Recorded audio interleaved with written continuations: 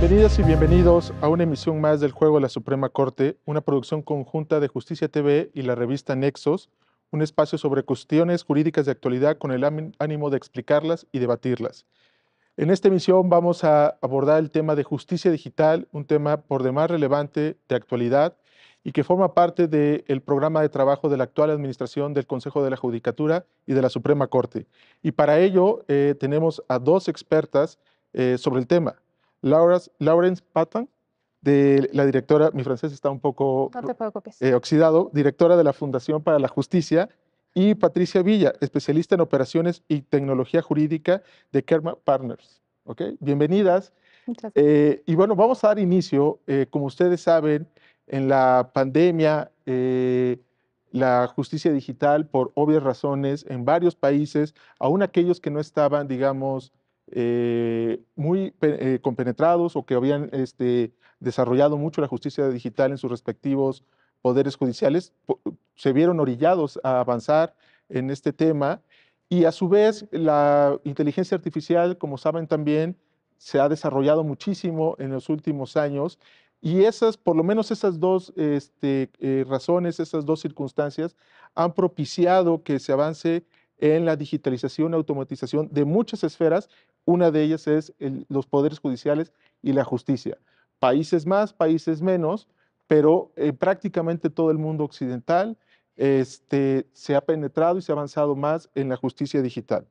Pero antes, digamos, de ver a México, de ver qué países están mejor, qué modelos están mejor o cuáles no están, qué ejemplos no hay que seguir, digamos, creo que vale la pena, digamos, el término justicia digital puede ser, me parece sumamente ambiguo, sumamente inequívoco, y no solo eso, se usa de manera sumamente inequívoca, se usa como una muletilla de, sí, claro, vamos a hacer la justicia digital, arriba y para adelante.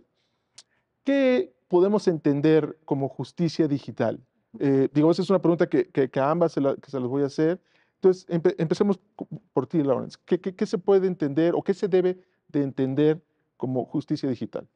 Pues que yo de hecho intento evitar este término, aunque pues por facilidad muchas veces mucho más fácil decir, ¿no? Ajá, Justicia digital, pero yo prefiero hablar de aplicación o utilización de herramientas tecnológicas en la justicia, ok. porque yo creo que es un poquito más claro de qué estamos hablando. Ujú. Y cuando hablamos justamente de esto, pues hay distintos tipos de aplicaciones posibles. No sé si quieres que yo empiece a comentar Si nos sobre das esto. algunos Sí, ejemplos. claro, por Ajá. supuesto. Y de hecho, muy relacionado, yo coincido contigo que efectivamente la inteligencia artificial ahora está, pero desde hace muy poco, creo, por lo menos en la región, desde hace bastante pocos años interviniendo, pero yo creo que lo que sí fue un parteaguas realmente fue lo de la pandemia, porque era la posibilidad, la diferencia entre la posibilidad de operar o no. Por ejemplo, para recibir demandas y promociones, escritos, digamos, en general, se han desarrollado plataformas tecnológicas. Algunos poderes judiciales, hay que decirlo, en el país ya tenían algunas herramientas pre-pandemia, pero digamos que la mayoría empezaron a adoptarlas durante. Entonces, para las plataformas para recibir escritos, el uso de videoconferencias para realizar audiencias, pero también hay toda una parte que tiene que ver con la parte de apoyo justamente administrativo a los servicios jurisdiccionales. Y en esto podemos pensar en los sistemas de gestión. Algunos están muy avanzados. Dentro de estos sistemas de gestión pueden estar el expediente electrónico, que siempre digo que si un poder judicial tiene que empezar por algo, dependiendo obviamente de su contexto, pero muchas veces yo recomiendo que empecemos con el expediente electrónico porque o sea, da muchísimas ventajas. Por ejemplo, la posibilidad para las personas de trabajar desde su casa, algo muy importante durante la pandemia. La posibilidad para las partes posibilidades de pues ver el expediente justamente sin tener que desplazarse hasta el juzgado. Pero además esto implica potencialmente, si se lleva hasta su última consecuencia, es decir, si se elimina el expediente del papel, puede representar ahorros sustanciales en términos de papel y tóner y todo lo que va con incluso el almacenamiento físico de estos expedientes, ¿no? Pero también reduce la posibilidad de contacto entre los usuarios y los funcionarios, con lo cual puede reducir también temas posibles de corrupción, como muchas veces podemos ver de, ay, te voy a prestar el expediente solamente si me das algo, ¿no? Entonces, puede, o sea, por eso el expediente electrónico tiene como muchísimas ventajas y yo creo que es como pues un ejemplo de lo que podemos llegar a obtener gracias a esta mal llamada justicia digital, ¿no? Ok. Ahora, Pati, dentro, digamos, estos ejemplos que nos mencionó Lawrence, se entraría, me parece, dentro de lo que es digitalizar o facilitar, digamos, a través de Internet el acceso al expediente electrónico, pero dentro de este concepto amplísimo de justicia digital también se incluye lo que es automatización, ¿ok? Digamos, un poco en el contexto, no sé si estás de acuerdo, pero lo que pasa, digamos, en la administración de justicia en prácticamente cualquier poder judicial, hay muchísimas tareas que son repetitivas, es un proceso donde se incluyen muchas tareas repetitivas y en ese sentido, cuando hay muchas tareas que son repetitivas, donde son tareas bastante mecánicas y demás, esto no significa que no haya una labor creativa por parte de los juzgadores, pero siempre hay muchas tareas que son maquila, digamos, siempre en ese momento hay la posibilidad que con tecnología, digamos, se puedan automatizar y eficientizar ciertos procesos, digamos, en términos gerenciales, ¿ok? ¿Qué sería, digamos, digo, si quieres abonar a la idea de digitalización, por supuesto, pero qué sería también la idea de automatizar ciertos aspectos de la impartición de justicia eh, dentro de esta idea muy amplia de justicia digital? Bueno, cuando estamos hablando de automatización, Ajá, a lo que nos estamos refiriendo es básicamente a realizar de manera automática un proceso en el que originalmente está involucrada una acción humana. Es decir, quitamos esa acción humana y entonces un flujo de trabajo, un software, una inteligencia artificial realiza esa tarea en lugar de que la realice la persona.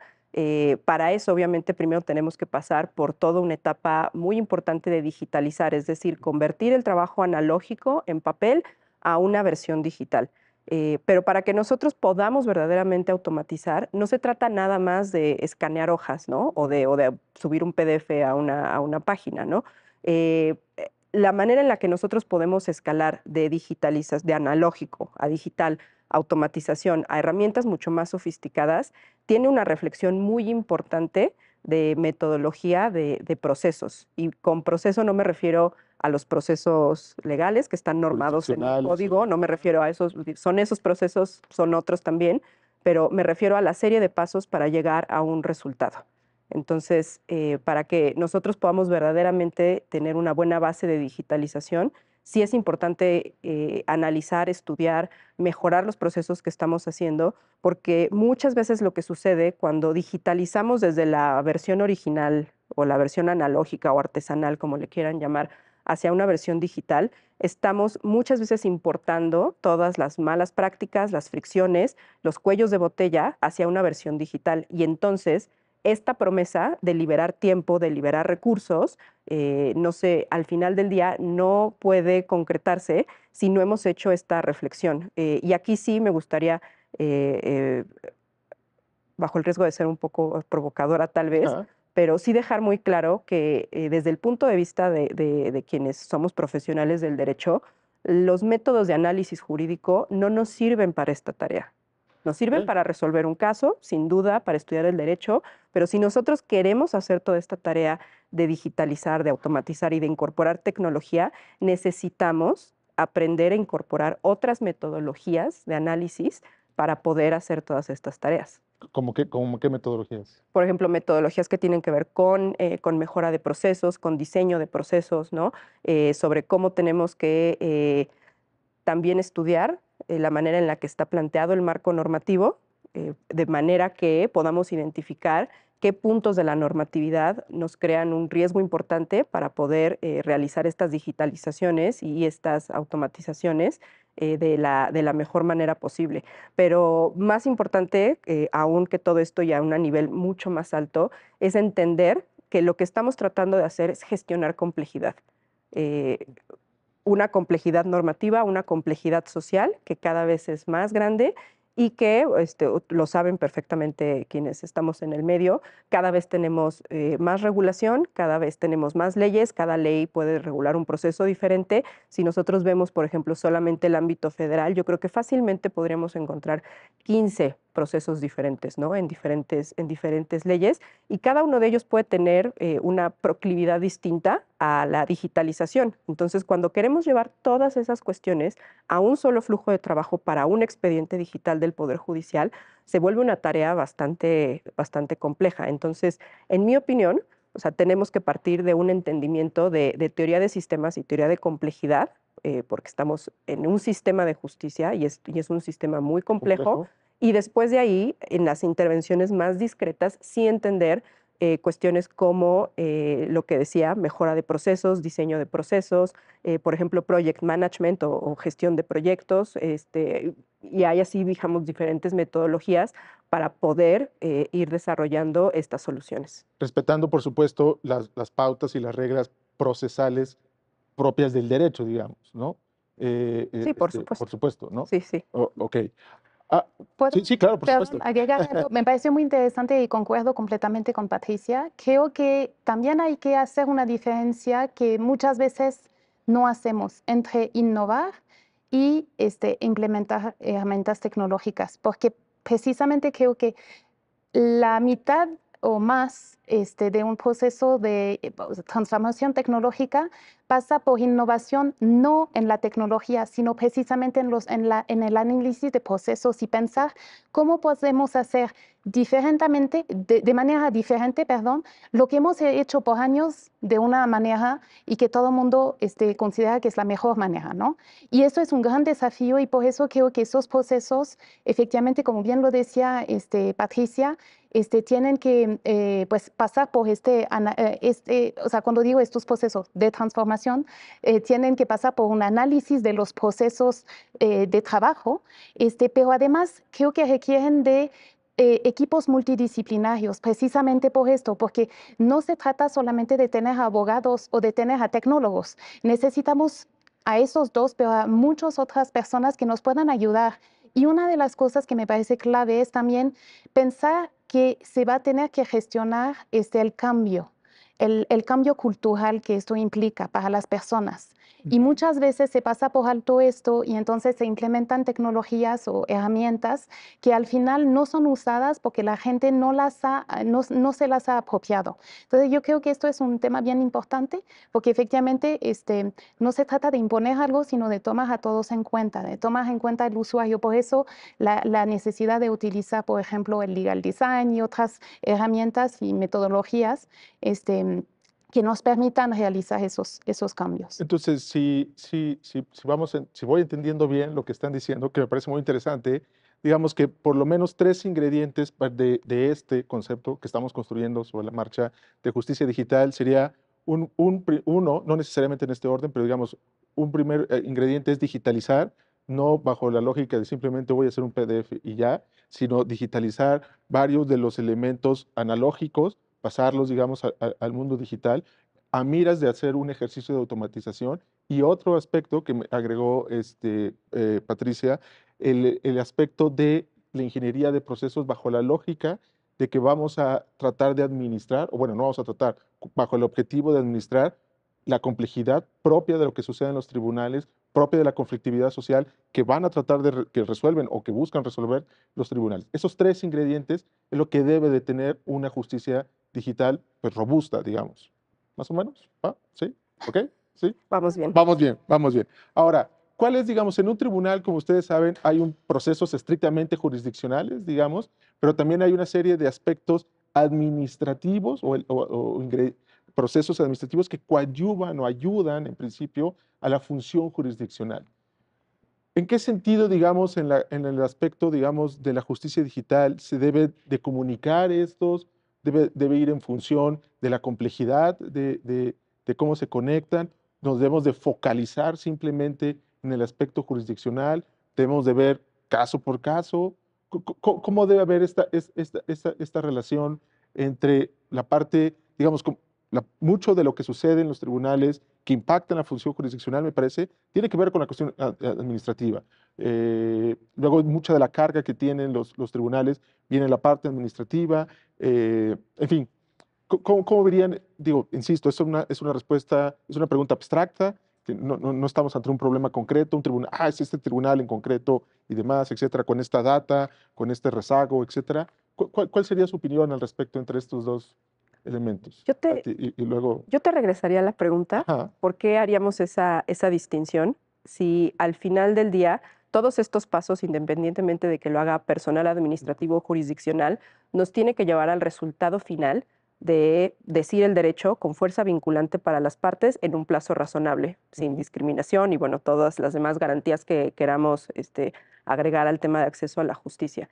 Y me parece esto importante porque al final del día, pues estos son equipos de trabajo que están en el día con día haciendo muchas de estas cuestiones, ¿no? En muchas ocasiones el personal administrativo comienza a hacer esto que le llaman el engrose, ¿no? Y entonces empiezan, bueno, hacen obviamente toda la tramitología en la oficialía de partes y demás, pero empiezan a avanzar algunas cuestiones de las resoluciones para que después el personal jurisdiccional se encargue de hacer estudios de esto, ¿no? Entonces, no me parece que tengamos que verlo de forma separado, ok. porque además eso también creo que, en mi opinión, no sé qué opine Laurence, pero a mí me parece que corremos el riesgo de pensar que hay cosas más sofisticadas o más importantes que otras, cuando yo creo que en el proceso visto como los pasos para llegar a un resultado, es muy importante lo que hace el personal administrativo, como también es muy importante lo que hace el personal jurisdiccional. Y si falla cualquiera de unos de estos eslabones de la cadena, falla el acceso a la justicia. Sí, concuerdo. Y yo creo que para completar, diría que hay un tema importante que es, en realidad, incluso en los, o sea, lo puedes ver cuando analizas los tribunales superiores de justicia en México, te das cuenta que algunos consideran que toda persona que trabaja en un juzgado o en un tribunal es personal jurisdiccional, aunque realice tareas. Pero esto es importante porque en realidad me parece muy interesante porque incluso para los tribunales, a veces cuando les preguntas o sea, cómo diferencias entre tal o cual tarea, o sea, cuál es administrativa o de apoyo administrativo, digamos, o cuál es jurisdiccional, a veces para ellos mismos es muy difícil hacer esta distinción. Y yo creo que porque efectivamente las dos cosas están muy vinculadas, es muy difícil a veces decir, o sea, esta persona solamente hace trabajo jurisdiccional o solamente hace trabajo administrativo. Muchísimas veces hay un poco de los dos.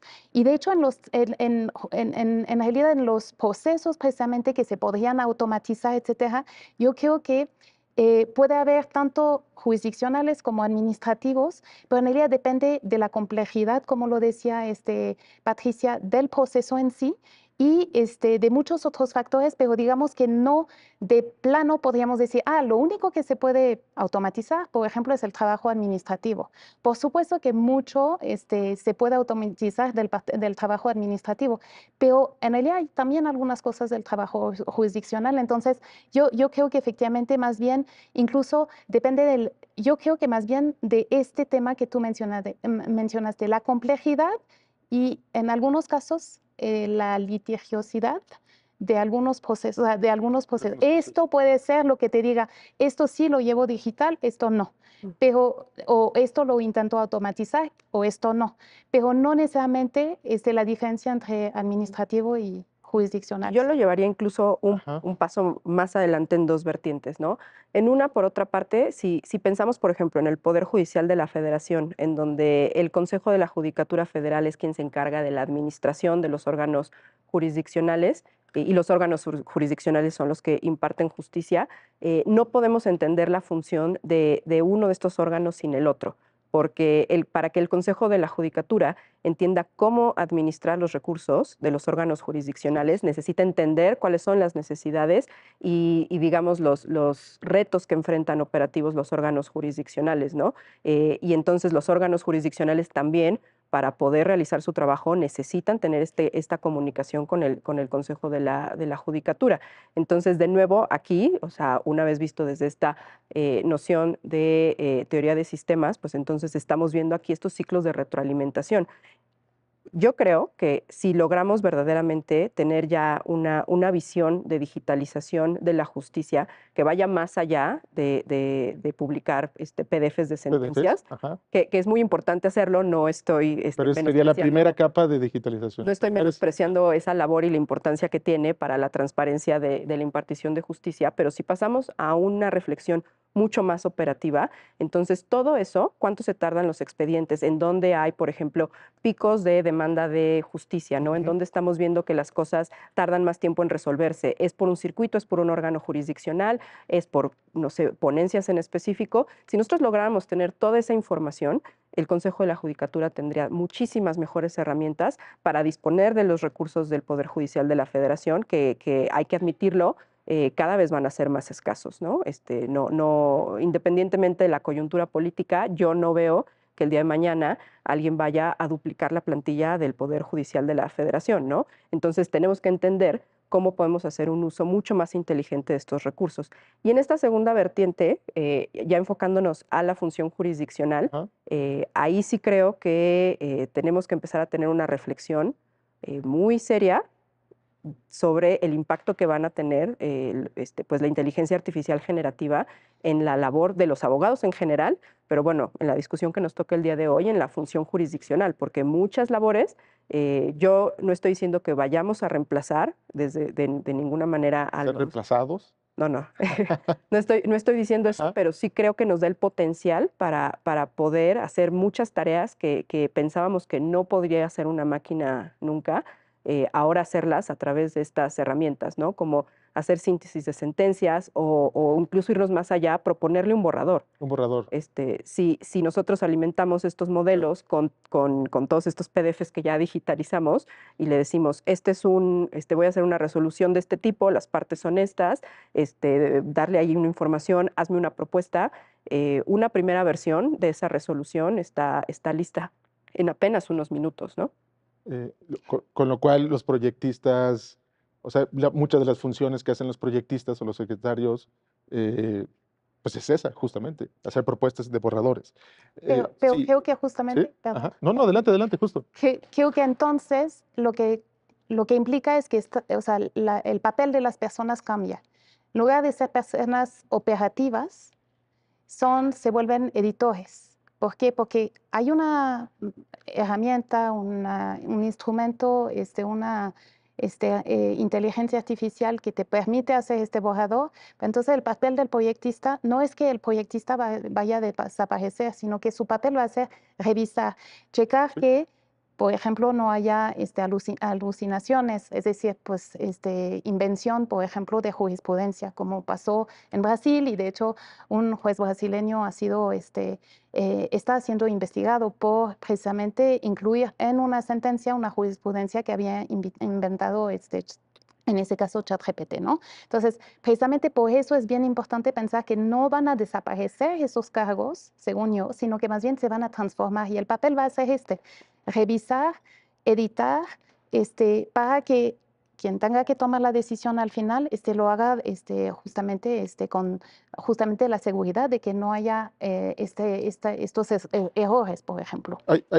Es un tema muy, muy apasionante porque hay mucha reticencia de los poderes judiciales respecto a este último paso de que hay una, no entera sustitución, pero que la decisión última, sé que mencionaste recomendación, Patti, que es un aspecto clave, pero que haya prácticamente una sustitución del humano juzgador por un modelo, en este caso el ejemplo que pusieron ambas, de inteligencia artificial generativa. Pero antes vamos a ir a un corte y voy a plantearles una pregunta sobre Compass, un sistema muy controvertido, ¿ok? Para luego pasar ya a algunas preguntas, al tema del caso mexicano, cómo está, digamos, las herramientas digitales del caso mexicano y de algunos problemas o retos que se viene con el nuevo Código Nacional de Procedimientos Civiles, que hay un mandato de digitalizar todos los sistemas tribunales civiles, ¿ok? Todos los sistemas de justicia civil. Pero ahorita regresamos. Muchas gracias.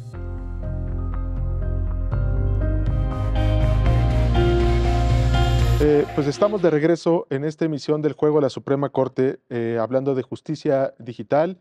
Eh, ya nos ayudaron Patricia y Lawrence a entender qué es justicia digital, los elementos que tiene, lo que es digitalización, automatización y la administración de la complejidad a partir de procesos, justamente de ingeniería de procesos. Pero nos fuimos a corte un poco para platicar de este sistema, de este software, sistema de Compass, que existe en varios estados de Estados Unidos, en otros países, en Canadá, si entiendo bien, algunos países de Europa, que básicamente es un sistema que, si entiendo bien, corrígenme, sirve para hacer recomendaciones a jueces en Estados Unidos, insisto, a jueces locales, que sirve, por ejemplo, para recomendar si una persona acusada por algún delito debe de llevar el juicio en prisión, es decir, para definir la prisión preventiva por su peligrosidad, por si hay riesgo de que se escape, etcétera, ¿no? Y ha sido muy controvertida por, aparentemente, en un reportaje largo de la ProPublica, se señaló que las recomendaciones eran mucho más, digamos, señalaba mucho más a las personas de color, a las personas afroamericanas de ese país, de Estados Unidos, que llevaran el juicio dentro de la cárcel, digamos, tenía a partir de la base de datos, aparentemente con la que estaba diseñado este modelo de inteligencia artificial, pues arrastraba un sesgo en contra de las personas afroamericanas y por tanto consideraba que eran mucho más peligrosas, que son las dos principales variables con las que está construido, mucho más peligrosas y por tanto ya debían llevar el juicio dentro de la cárcel o había más riesgo de que se escapara, ¿no?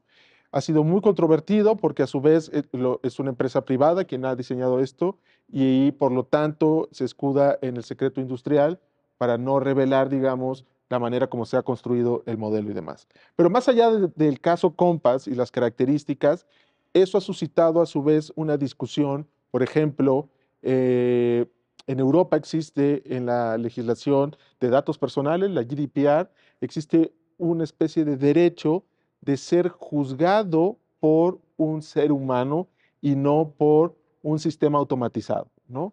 Y esto viene a cuento en el tema de justicia digital, justamente, ¿no? Perfecto con automatizar, perfecto con digitalizar, pero un límite debe ser que si cambia mi contexto normativo en un proceso jurisdiccional, no debe de ser por un sistema inteligente, sino debe ser por un humano. Insisto, Compass hace recomendaciones, pero parece ser que muchos de los jueces locales, las recomendaciones siempre en Estados Unidos las agarran y no hacen una valoración de esa recomendación, sino simplemente la adoptan y la ejecutan, digamos, ¿no?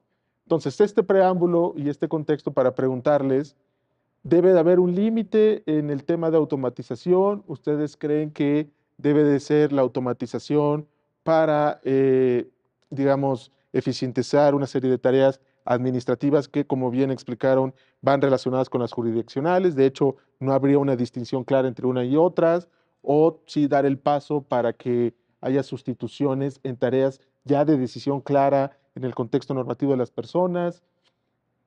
¿Qué opinarían, Lawrence? Pues mira, yo creo que Compass efectivamente presenta los problemas que señalaste, Ajá, pero hay otro problema que ajá, me acuerdo haber leído un estudio que decía que algunas personas hicieron como una prueba y utilizando solamente creo que 3 criterios de los múltiples criterios que usaba Compass, llegaban al mismo resultado. Es decir, en ese caso, incluso se ponía en cuestión que realmente, o sea, la complejidad misma del sistema. Entonces, ahí hay como un tema y que proviene del tema que tú decías. Al ser una empresa privada la que, que desarrolló la herramienta y tiene pues, protección, digamos, de propiedad intelectual, pues es imposible saber lo que está detrás y esto es un problema mayúsculo. Pero otro de los problemas que con Compass es la manera en que algunos estados en Estados Unidos lo han aplicado. Exacto. Porque efectivamente, supuestamente es una recomendación, pero en algunos estados decían que si el juez se quería alejar de esta recomendación, tenía que justificar su decisión. Obviamente esto le da una carga adicional al juez que se quiere alejar de la recomendación y pues como siempre, cuando le das un trabajo adicional al funcionario, pues poco probable es que se aleje de esta recomendación. Entonces yo creo que ese es el tipo de problemas. Digamos, que exista una herramienta que dé recomendación, yo diría que pues tendría no una como Compass, ciertamente, porque o sea, además, bueno, retrocediendo. El problema de Compass viene de que, y Patricia no me deja mentir, la calidad de una herramienta depende de la información, de una herramienta de esta naturaleza, depende de la información y la base de datos inicial que le des. Entonces, si tienes datos sesgados y decisiones que históricamente han sido sesgadas, pues a lo mejor también el resultado va a ser sesgado. Entonces, tomando esto en cuenta, si lográramos una manera de evitar esto, diría que una herramienta que da recomendaciones siempre y cuando sean puras recomendaciones y no una obligación de adoptarla, salvo que tú hagas un informe justificado que nunca vas a hacer porque pues tienes 10,000 casos que ver, pues yo creo que esto podría considerarse, pero la verdad, o sea, de las cosas, yo considero que hay muchísimas otras cosas que se pueden eficientar, etcétera, antes Antes de llegar a ese de llegar a escenario. esto, exactamente. Y efectivamente siempre tiene que haber esta decisión final de un ser humano.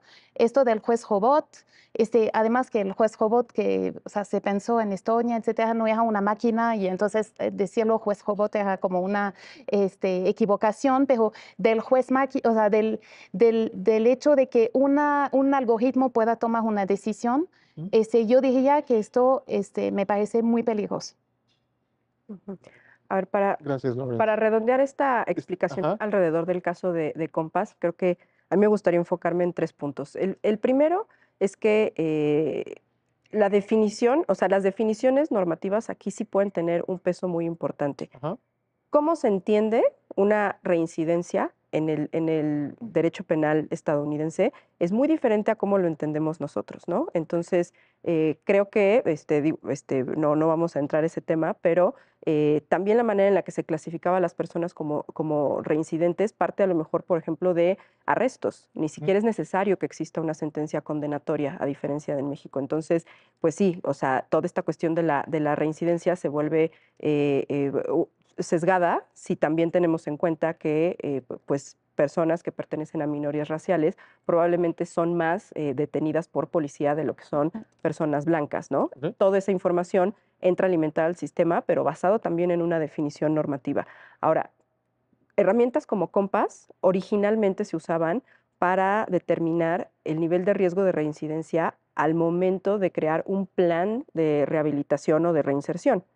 Después de eso, si lo estamos usando para la etapa de sentencia, es otra cosa. Y si vamos a querer mover todo ese modelo a la etapa de medidas cautelares, es una etapa procesal completamente distinta en donde el riesgo que se tiene que valorar es totalmente diferente, ¿no? Entonces, cuando estemos frente a este tipo de herramientas, estas son las preguntas que nos tenemos que realizar.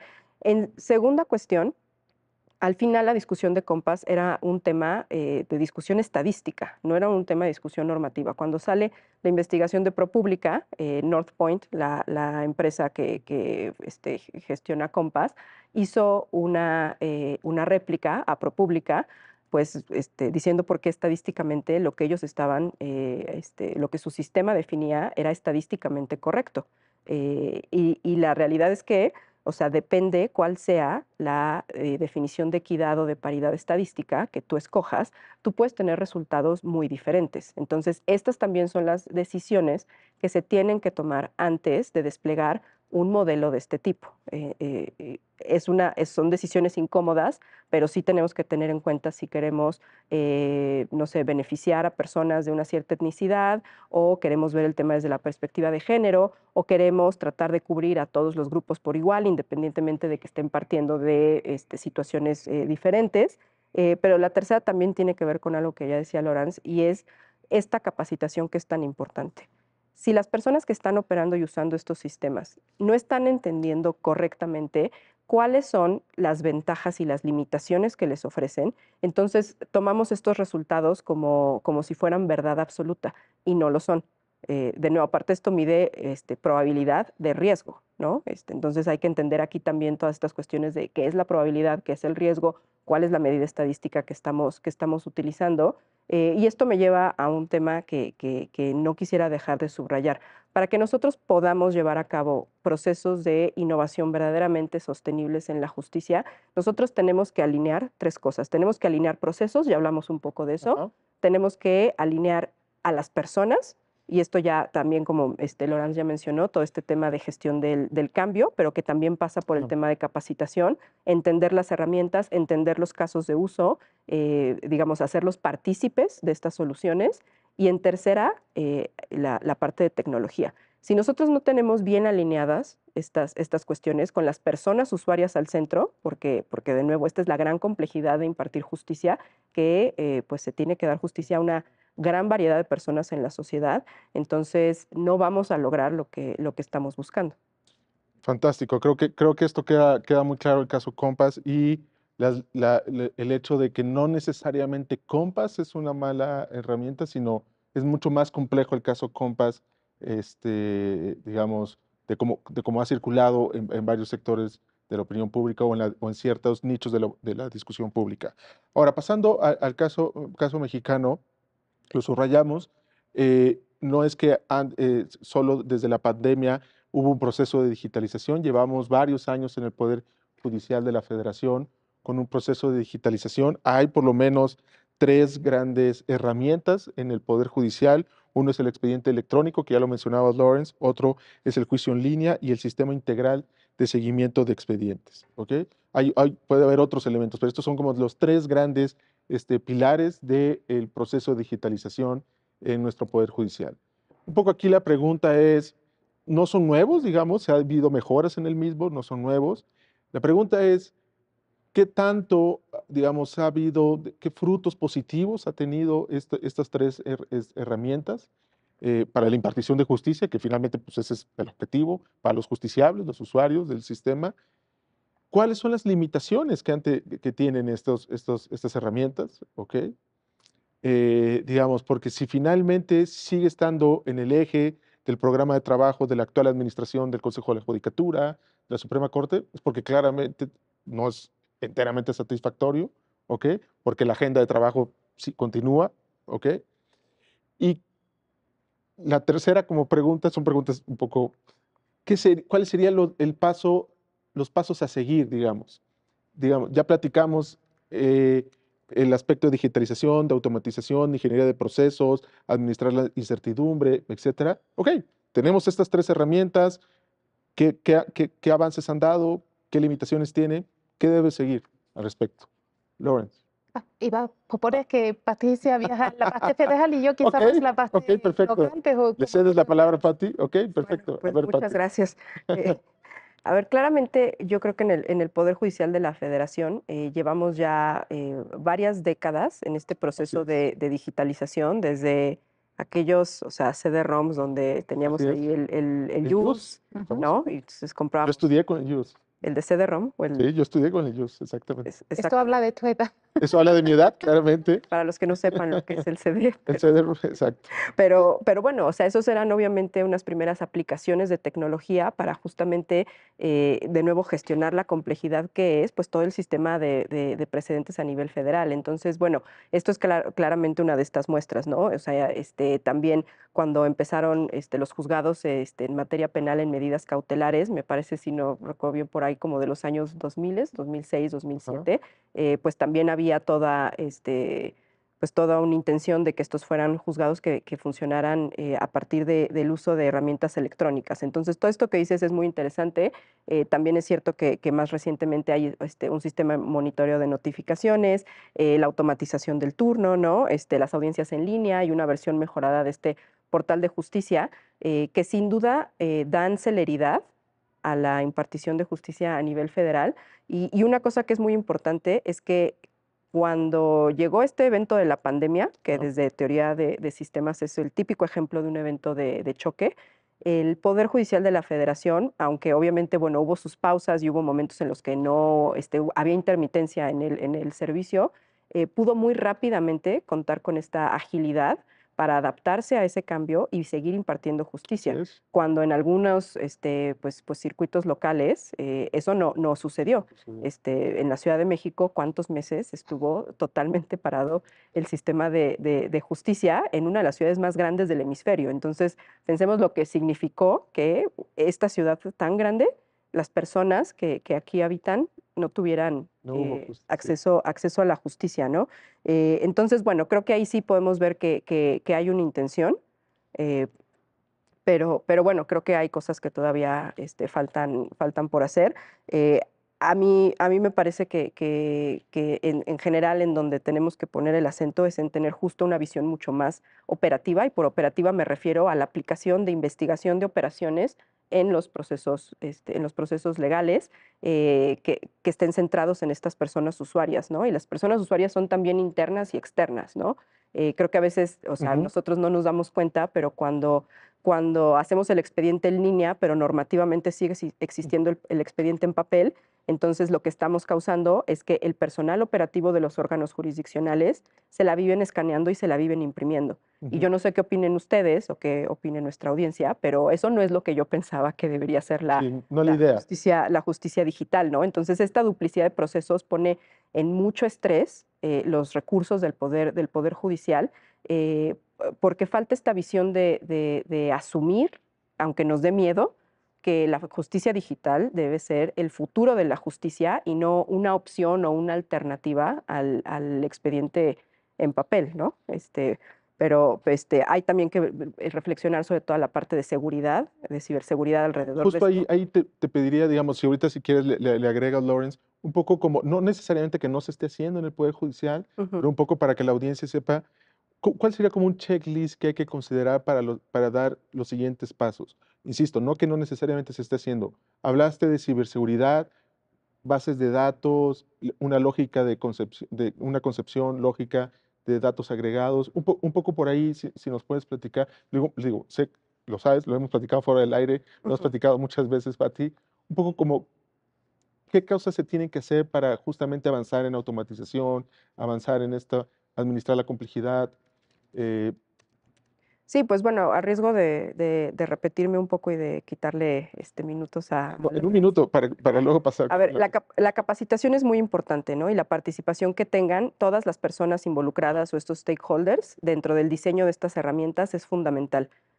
Si las personas, los litigantes en el foro, los justiciables, pero también las personas que están dentro de los órganos jurisdiccionales operando o impartiendo justicia, no son parte de este proceso para que entendamos cuáles son sus necesidades y que puedan apropiarse, como ya habíamos dicho, de estas soluciones, nunca vamos a lograr este nivel de adopción.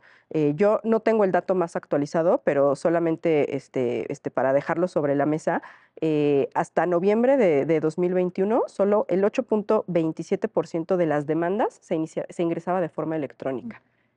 También es esta otra cosa, es muy difícil encontrar este tipo de información en fuentes públicas, y eso es parte también de lo que creo que tendría que entender cualquier poder judicial sobre transparentar la justicia, no nada más a nivel de la resolución judicial, sino una transparencia 360, cómo se desempeña, qué resultados está teniendo, cuál es el rezago judicial.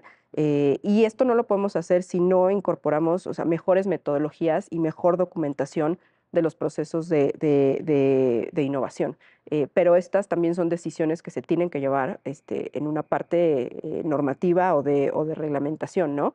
Entonces, bueno, son todas estas capas de nuevo que coexisten en un sistema altamente complejo. Ahora justo vamos al ámbito local. Antes, si me ¿Ok? permites, Sí. perdón, para complementar, nada más, digamos, a nivel federal, creo que el CICE tiene muchas áreas de oportunidad. ¿Ok?